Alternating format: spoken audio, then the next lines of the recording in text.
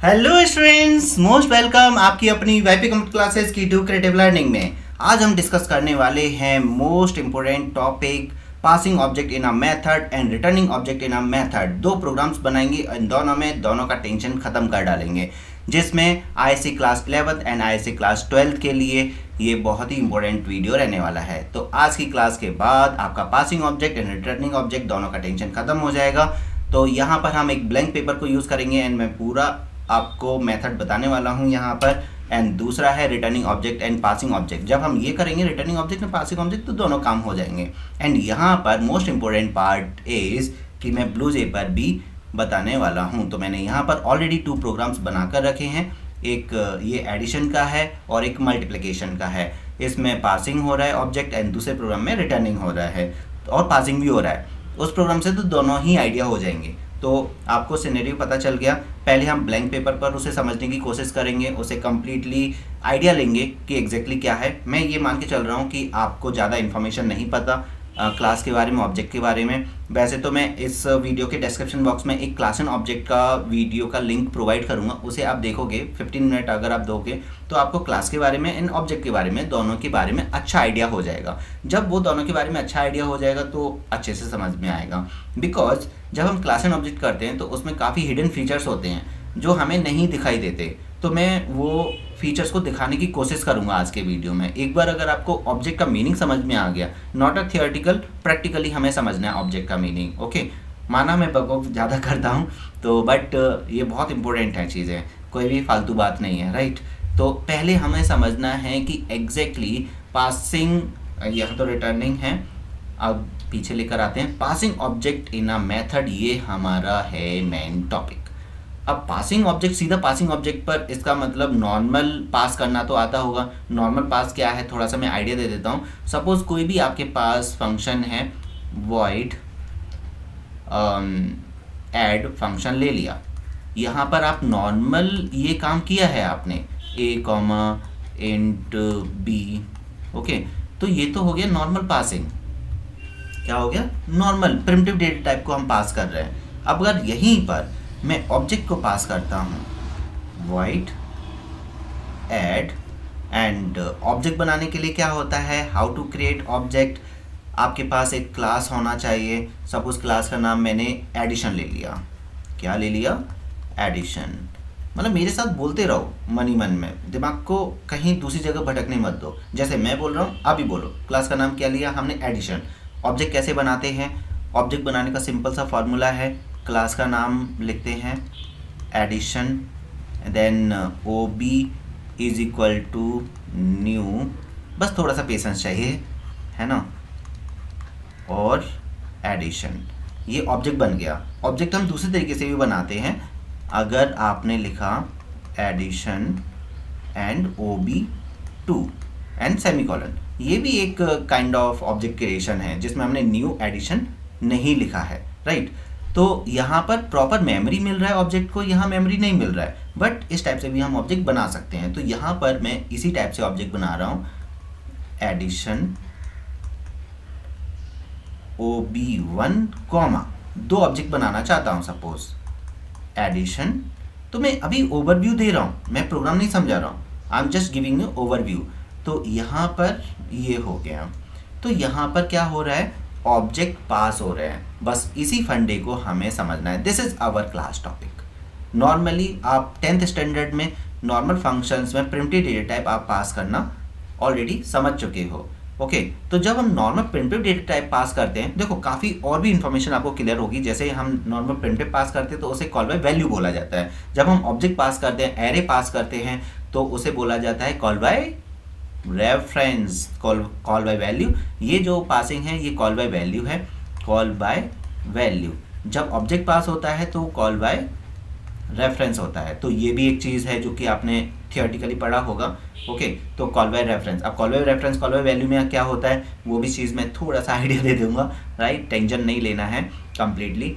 तो ये था एक ओवरव्यू कि एग्जैक्टली हम क्या करने वाले हैं, एंड उसका एक टास्क हम लेंगे एंड उसे कंप्लीट करके देखेंगे। तो पहले एक ब्लैंक पेपर पर उसका सिनेरियो बनाते हैं या फिर सीधा प्रैक्टिकल पर जंप करते हैं। तो मैं क्या सोच रहा हूँ, पहले प्रैक्टिकल पर जंप करेंगे, फिर ब्लैंक पेपर पर। अभी थोड़ा आइडिया तो हो गया कि यहाँ पर पास कैसे करते हैं। तो पहले ब्लैंक पेपर में मैंने आईडी दिया, अब मैं सीधा ब्लू जे पर उसे ऑपरेट करके दिखाऊंगा, फिर ब्लैंक पेपर पर आ जाएंगे उसका आइडिया लेने के लिए। मतलब अलग अलग तरीके से अपने माइंड के अंदर ये स्टोर करना है। It's not a one attempt task, multiple attempts करोगे तब आपको समझ में आएगा, राइट। तो सीधा चलते हैं हम यहाँ पर अपने कोड पर। ये आ गया हमारा ब्लू जे कोड, एंड यहाँ पर passing object in a method as an argument, and एक टास्क लेना पड़ेगा कि हमें क्या करना है एग्जैक्टली। तो हमने एक टास्क लिया, उस टास्क में write a program to add 2 objects and store result in third object. तो that is our task. Okay, तो हमारे पास 2 ऑब्जेक्ट्स होंगे, दोनों ऑब्जेक्ट्स में डेटा होगा, उन दोनों ऑब्जेक्ट्स का डेटा ऐड करके थर्ड ऑब्जेक्ट में ट्रांसफ़र करना है। तो हमारे पास 3 ऑब्जेक्ट्स यहाँ पर रहने वाले हैं। एंड यहाँ पर जब हम ऑब्जेक्ट पास करते हैं, रिटर्न करते हैं, उसके लिए ये कुछ की पॉइंट्स हैं जो आपको याद रखने हैं, जो कि अभी आप पढ़ोगे तो समझ में नहीं आएगा, तो इसे हमें नहीं पढ़ना। This is not a part of the question. ये की पॉइंट है जो हमारे आंसर में हेल्प करेंगे, तो ये अभी हम नहीं पढ़ रहे हैं। सीधा प्रोग्राम का फ्रेमवर्क समझते हैं कि एग्जैक्टली प्रोग्राम में क्या हो रहा है और हमारा टास्क क्या है। तो टास्क तो सिंपल है हमारा, पहले टास्क में बता देता हूँ। आपके पास OB1 होगा, OB2 होगा, इन दोनों ऑब्जेक्ट्स में डेटा होगा। जैसे यहाँ देख रहे हैं हम 2 वेरिएबल हैं, num1 num2, num1 and num2। Okay, पूरा ही ले लेते हैं, कंफ्यूजन नहीं चाहिए बिल्कुल भी। num1 एंड num2, इसके अंदर 10 20 है, और इसके अंदर भी num1 50 एंड 60 है सपोज, num2। इन दोनों का ऐड करके OB3 में ट्रांसफ़र करना है। सिंपल सा टास्क है, केवल एडिशन है। मतलब अगेन हम बचपन पर आ गए, ऐड 2 नंबर्स। वहाँ पर 2 नंबर ऐड करना सीखा था, यहाँ पर 2 ऑब्जेक्ट को ऐड करना सीख रहे हैं। एडिशन मतलब पीछा नहीं छोड़ रहा है। यहाँ पर 60 आ जाएगा और यहाँ पर 80 आ जाएगा num1 एंड num2 के अंदर। तो ये हमारा सिंपल सा टास्क रहने वाला है। ओके, एंड तो हमने यहाँ पर ये 2 वेरिएबल्स बनाए एंड एक प्यारा सा इनपुट फंक्शन लिखा है जिसमें enter 2 number and 2 number enter हो जाएंगे, राइट। एंड ये है मेन फंक्शन जो आपकी रातों की नींद उड़ा देता है और ये समझ में नहीं आता है, बट आज के बाद प्रॉब्लम नहीं आएगा, ठीक है। और वॉइड डिस्प्ले पता है हमें, एंड यहाँ पर जो हम मेन मेथड लिखने वाले हैं वो भी हमें पता है। तो पहले तो ये देखो कि हमेशा 2 बकेट लिस्ट बनाओ, एक जो पता है वो और जो नहीं पता है वो, राइट। तो पहले आप देखो कि हमें क्या क्या आइडिया है।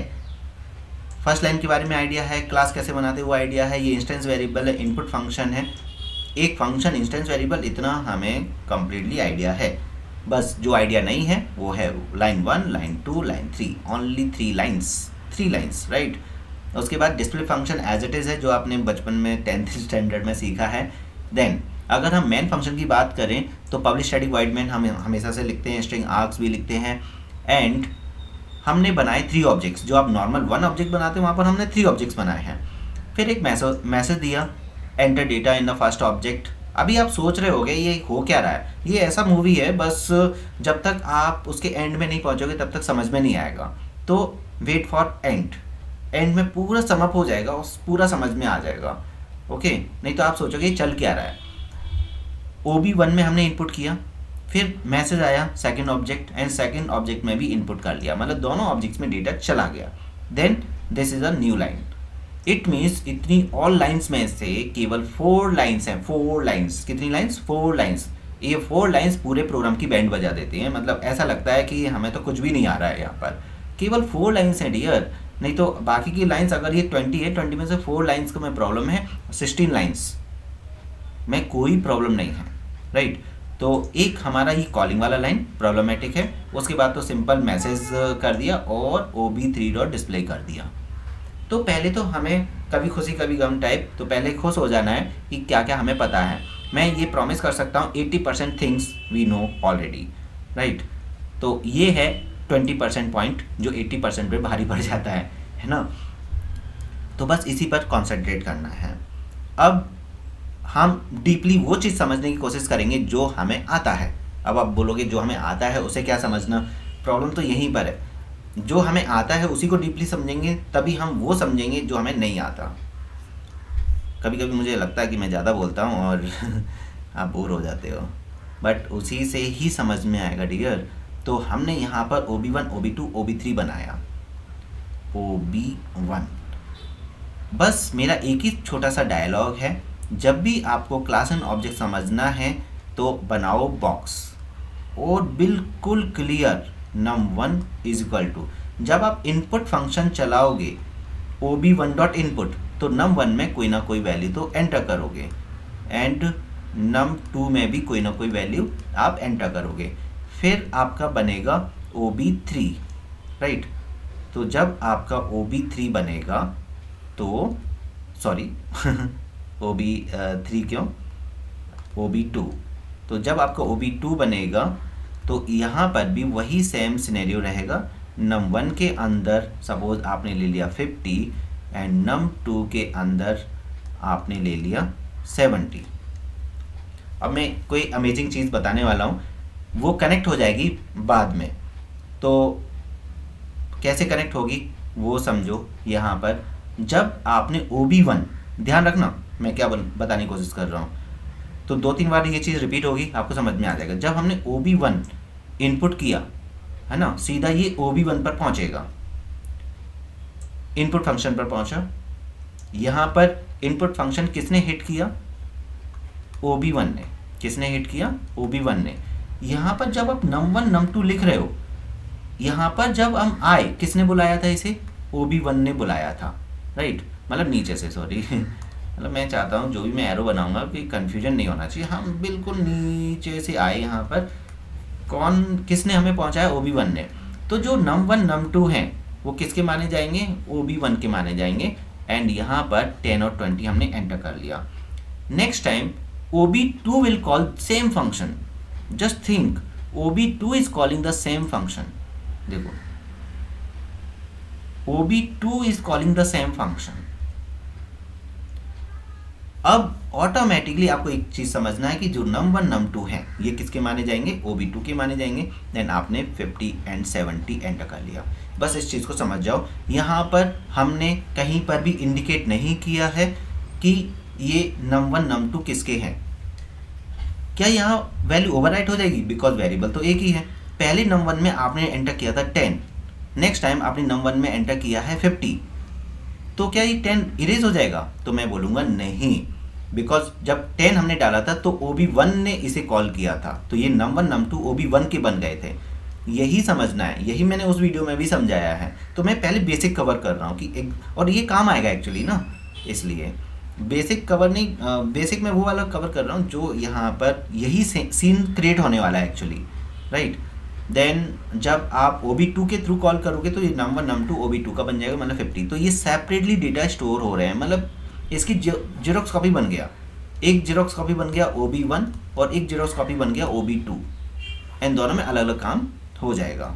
तो इस चीज़ को समझना है, ये काम आएगा। जो मैंने अभी बताया है ये दोबारा रिपीट होगा कि एग्जैक्टली यहाँ पर क्या हुआ, बस इतना समझ लो कि हाँ इतना काम हो गया।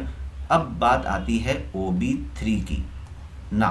OB3 is not calling num1 is equal to num2 is equal to. अगर मैं OB3 की बात करूं तो यहाँ पर OB3 में पहले देख लेते हैं रिकॉर्डिंग चल भी रहा है या नहीं।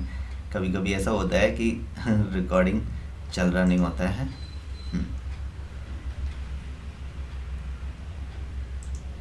हाँ, तो OB3 dot add OB1 OB2 है ना। कभी कभी क्या होता है, हमें रिकॉर्ड करना होता है, कैमरा ऑन करना ही भूल गए। 1-2 बार मेरे साथ हुआ है, तो मैं टेंशन लेता रहता हूँ हमेशा। OB3 में हमने कोई इनपुट नहीं किया तो OB3 में कोई डेटा नहीं जाएगा, बट OB3 के थ्रू हमने ऐड फंक्शन को कॉल किया है। मतलब who is the calling add function, OB3। Just remember यहाँ पर जब हम ऐड फंक्शन पर आए हैं, नीचे से जब हम ऐड फंक्शन पर आए हैं तो वो कौन लेकर आ रहा है ऐड फंक्शन की तरफ? OB3। OB3 लेकर आया हमें ऐड फंक्शन पर। मैं बार बार इस चीज़ को इसीलिए रिपीट कर रहा हूँ क्योंकि यही काम आने वाला है कि हमें एक चीज़ याद रखनी पड़ेगी, ऐड फंक्शन पर कौन सा ऑब्जेक्ट आपको लेकर आया है। ओके, एंड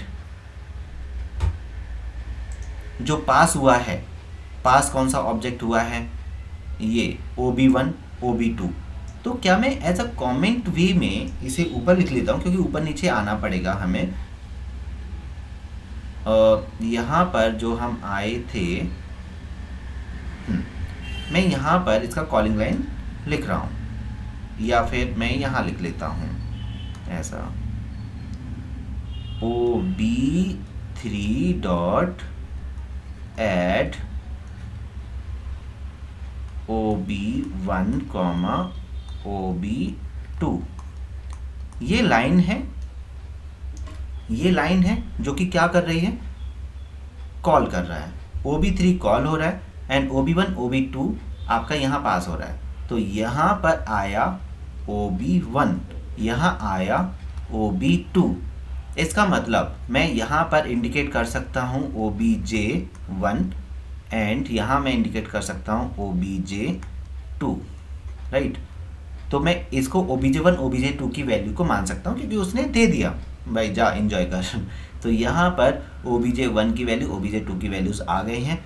अब ये वैल्यू को मुझे आइडेंटिफाई करना है, हाउ कैन आई गेट 10।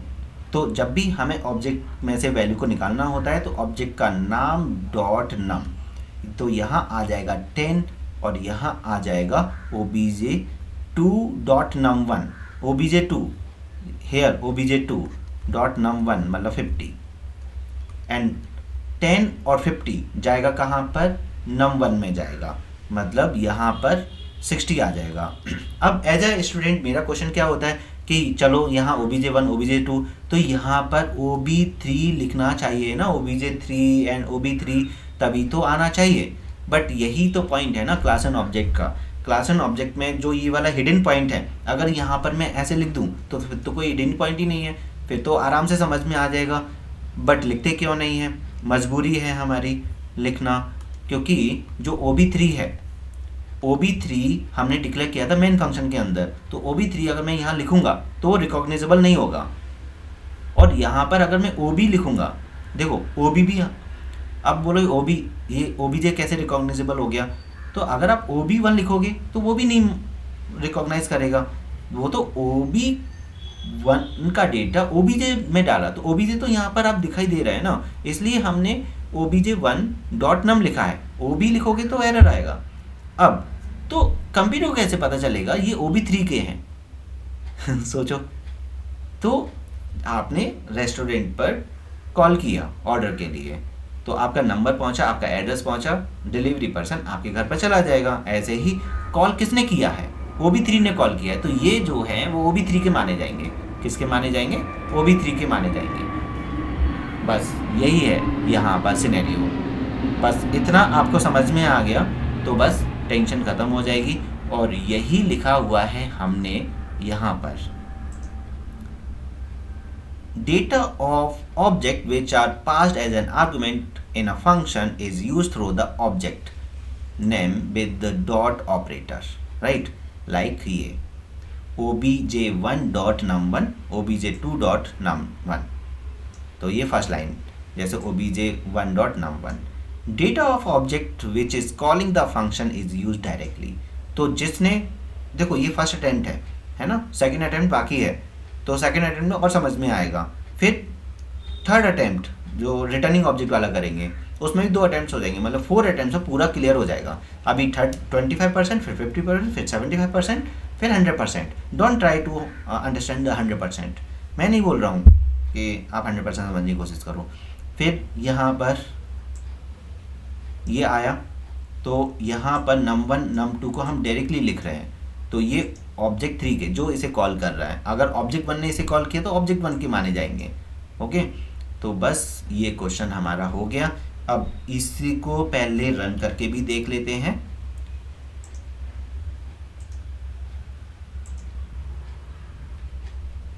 यहाँ पर हम दो ऑब्जेक्ट का डेटा एंटर करेंगे, 10, 20, फिर हमने 11 एंड 22 एंटर किया, तो 11 और 10 प्लस होकर आ गया आपका ये 21 एंड 22 एंड 20 42। तो आंसर सही आ रहा है एकदम, आंसर में कोई भी प्रॉब्लम नहीं है। तो आप चाहो तो स्क्रीनशॉट निकाल लो यहाँ पर कि हमने नॉर्मली क्या किया, दो वेरिएबल लिए जो इंस्टेंस वेरिएबल है, इनपुट फंक्शन से इनपुट कराया दो ऑब्जेक्ट्स के अंदर, फिर दोनों ऑब्जेक्ट को यहाँ पास करके थर्ड ऑब्जेक्ट में एंटर करके उसको प्लस कर लिया एंड फिर डिस्प्ले कराया, और यहाँ पर ये मेन फंक्शन का है। ठीक है, अब इसी को समझते हैं एक ब्लैंक पेपर पर, क्योंकि मैं ये मानता हूँ कि थोड़ा सा समझ में नहीं आता है उतना जल्दी, तो ठीक है। अब यहाँ पर वही सेम चीज़ हम लिखते हुए चलेंगे और इसे समझने की कोशिश करेंगे।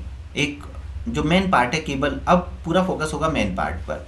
जैसे हमने क्लास लिया एडिशन, जैसे बच्चे बोलते हैं ना नहीं समझ में आया सर दोबारा बताओ। अब ये रिकॉर्डेड क्लास है, अब कौन बोलेगा नहीं समझ में आया, तो मैं ही बोल रहा हूँ कि सर नहीं समझ में आया दोबारा समझाओ, है ना।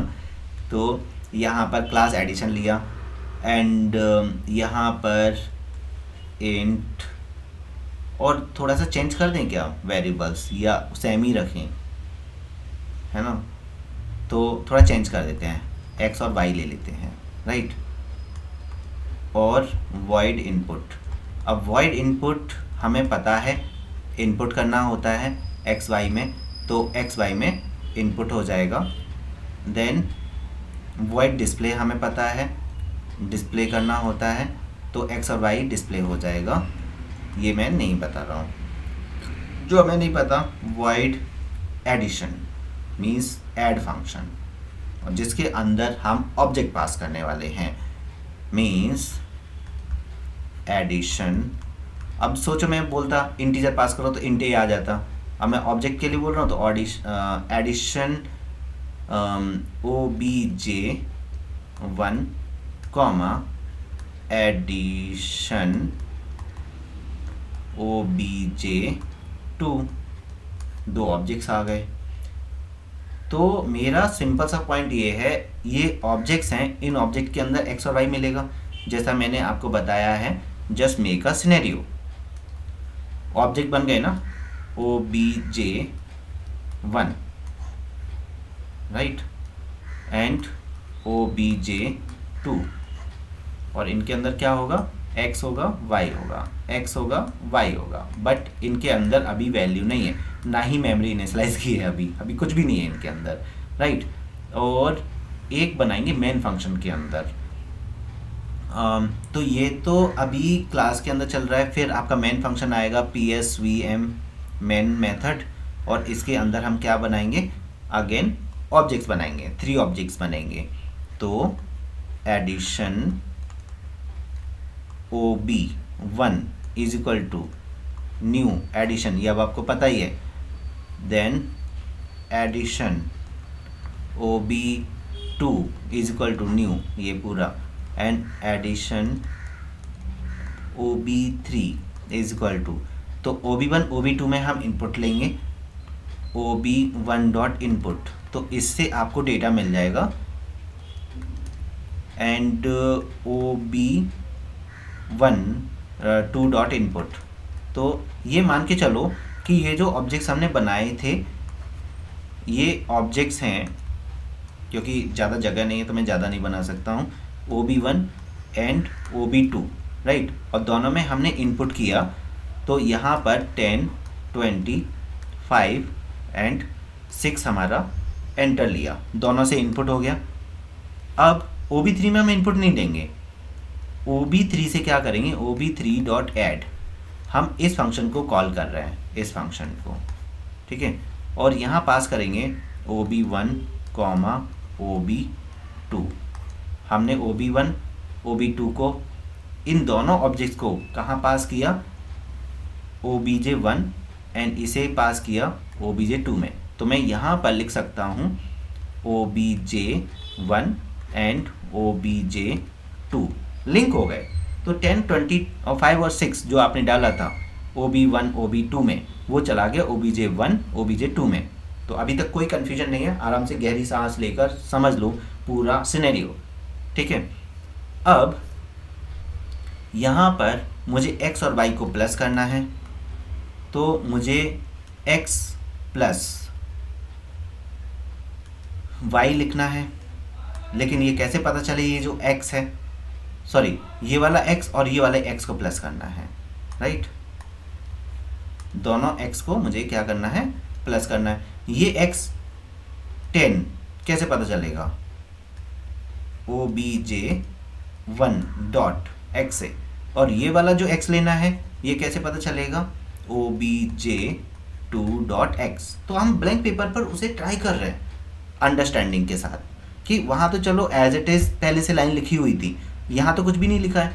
हमें हमारा टास्क हमारे सामने है, हमें क्या करना है, और ये कर लिया। अब ये ट्रांसफ़र हुआ x के अंदर। अब यहाँ मैंने कुछ भी नहीं लिखा, that is a hidden point जो आपको अंडरस्टैंड करना है, जस्ट लाइक अ एब्स्ट्रैक्शन, राइट। तो हिडन पॉइंट, ये जो x है ये किसका माना जाएगा, जिसने इसे कॉल किया, OB3 का माना जाएगा। ये जो x है OB3 का माना जाएगा। तो अगर आपको ये x समझ में आ गया तो y आप इजीली कर सकते हो। ये जो y है वो किसका माना जाएगा, OB3 का माना जाएगा। मतलब यहाँ पर OB3 बना लो, x एंड y। तो x के अंदर ये चला गया, मतलब 15 आ गया आफ्टर कैलकुलेशन। अब मुझे y प्लस y करना है।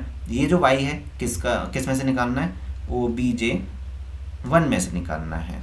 और ये जो y निकालना है OBJ2 में से निकालना है। तो देखो कंप्लीट सिनेरियो बना। हो सकता है आप समझ में आ गया होगा। एंड देन यहाँ पर डिस्प्ले कर लो OB3 डॉट डिस्प्ले।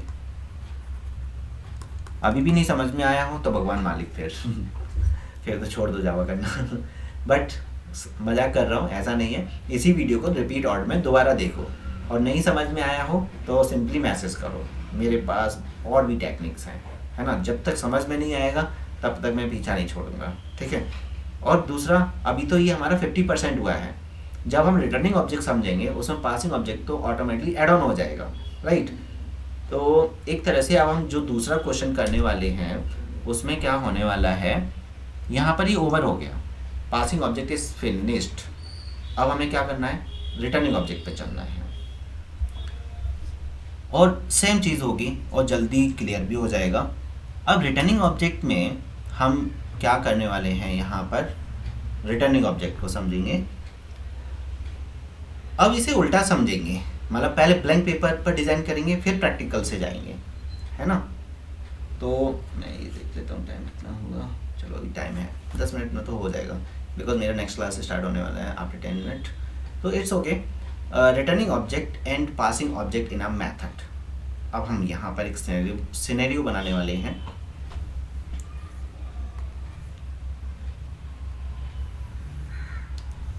यहाँ पर जो मैंने वहाँ लिया है, हम मल्टीप्लाई करने वाले हैं दो ऑब्जेक्ट्स का।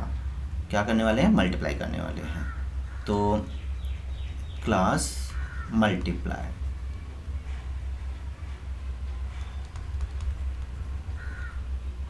और यहाँ पर हमने वही ले लिया इंट num1 num2, और void इनपुट से तो इनपुट हो जाएगा एंड void डिस्प्ले से void डिस्प्ले हो जाएगा। अब हमें पास करना है, रिटर्न भी करना है, क्योंकि यहाँ पर अब रिटर्न करने के लिए हमें क्या करना होगा, void की जगह पर ऑब्जेक्ट रिटर्न होगा। जो रिटर्न करना होता है उसका डेटा टाइप आता है। अगर मुझे इंट रिटर्न करना है तो इंट लिखूंगा, डबल रिटर्न करना है डबल लिखूंगा, ऑब्जेक्ट पास करना है, ऑब्जेक्ट का रिटर्न टाइप क्या है, मल्टीप्लाई, मतलब क्लास का नाम। तो यहाँ पर हम लिखेंगे मल्टीप्लाई, और फंक्शन का नाम है MUL, है ना, एंड यहाँ पर एक ऑब्जेक्ट पास करना होगा। अब यहाँ दो ऑब्जेक्ट पास करने की ज़रूरत नहीं है, बिकॉज एक ऑब्जेक्ट रिटर्न होगा, एक ऑब्जेक्ट इसे पास करेगा और एक कॉल करेगा, एक ऑब्जेक्ट पास होगा, तो 3 ऑब्जेक्ट्स हो गए। We need 3 objects, right. तो मल्टीप्लाई OB2, ठीक है। तो अगर मैं इसका कॉलिंग लाइन का बताऊं फंडा, तो देखो इंटरेस्टिंग है, मतलब लोड मत लो, ये भी बिल्कुल वैसा ही है। देखो PSVM हम यहाँ करने वाले हैं, यहाँ ऑब्जेक्ट बना लो 3, multiply OB1 is equal to new multiply, object बन जाएगा, and multiply OB2 is equal to and multiply OB3 is equal to. 3 object ready हो गए हमारे। यहाँ पर OB1 रेडी हो गया, इसके अंदर num1 है जो कि मैंने 10 डाल दिया, num2 है जिसमें हमने 20 डाल दिया। कैसे डाला? OB1 डॉट इनपुट करके। जैसे ही मैं OB2 डॉट इनपुट करूँगा तो इसके अंदर भी डेटा चला जाएगा। OB2 num1 is equal to 5, num2 is equal to 2, right. और OB3, व्हाट अबाउट OB3? अब रिटर्न में आपको पता है रिटर्न का कॉलिंग लाइन कैसा होता है। OB3 is equal to OB1 dot MUL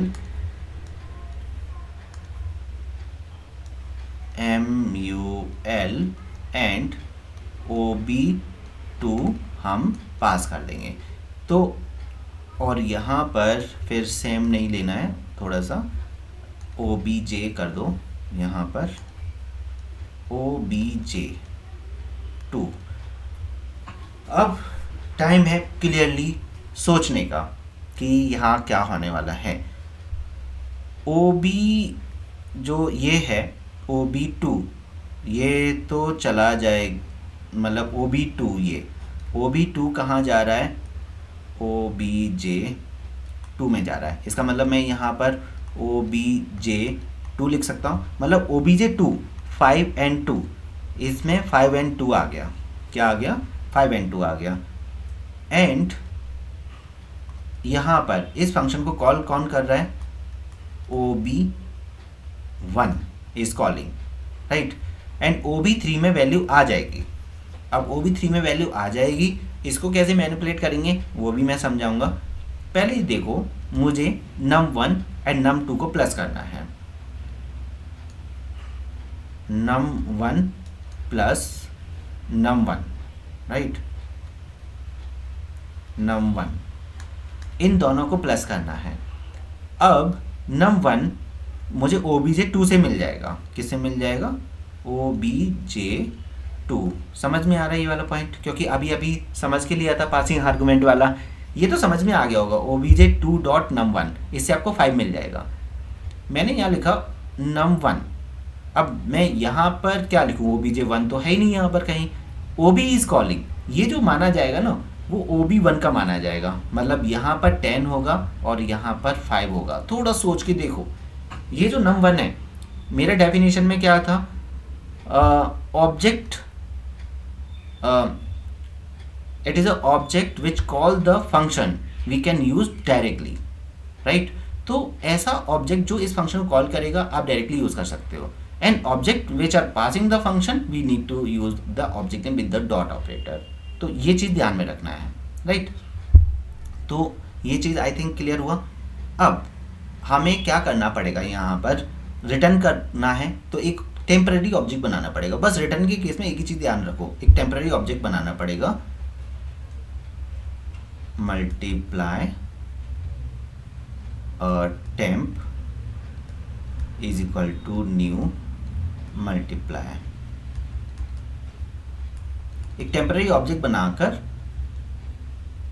temp dot num1, मतलब एक टेम्प एक एक्स्ट्रा बनाया हमने ऑब्जेक्ट और उसके अंदर जो है num1 is equal to and num2 is equal to, तो यहाँ आपको पता है 10 and 5 15, यहाँ 15 आ गया and temp dot num2 is equal to num2, again मैं बोलूँगा num2 किसका माना जाएगा, OB1 का माना जाएगा, because OB1 is calling, right, plus obj2 dot num2, right. अब टेम्प के अंदर डेटा आ चुका है, यहाँ 22 आ जाएगा, राइट। अब मैं क्या करूँगा, return temp, right. Return temp जब आप करोगे तो टेम्प का डेटा रिटर्न होके कहाँ चला जाएगा, OB3 में चला जाएगा, देन OB3 डॉट डिस्प्ले करोगे तो आपका आंसर आ गया। तो है ना सिंपल। आई थिंक काफ़ी बच्चों को समझ में आ गया होगा, बट जिसे नहीं समझ में आया है दोबारा सोचने की कोशिश करो, क्योंकि यहाँ पर काफ़ी ऐसी चीज़ें हैं जो दिखाई नहीं दे रही हैं, आपको थोड़ा डीपली अंडरस्टैंड करके लेना पड़ेगा। तो ये टेम्प की वैल्यू OB3 में चली गई, मतलब OB3 में ये वैल्यूज़ आ गए, बस खत्म। तो ये मैं ब्लैंक पेपर पर समझाया, अभी मैं आपको यहाँ दिखा देता हूँ प्रैक्टिकली।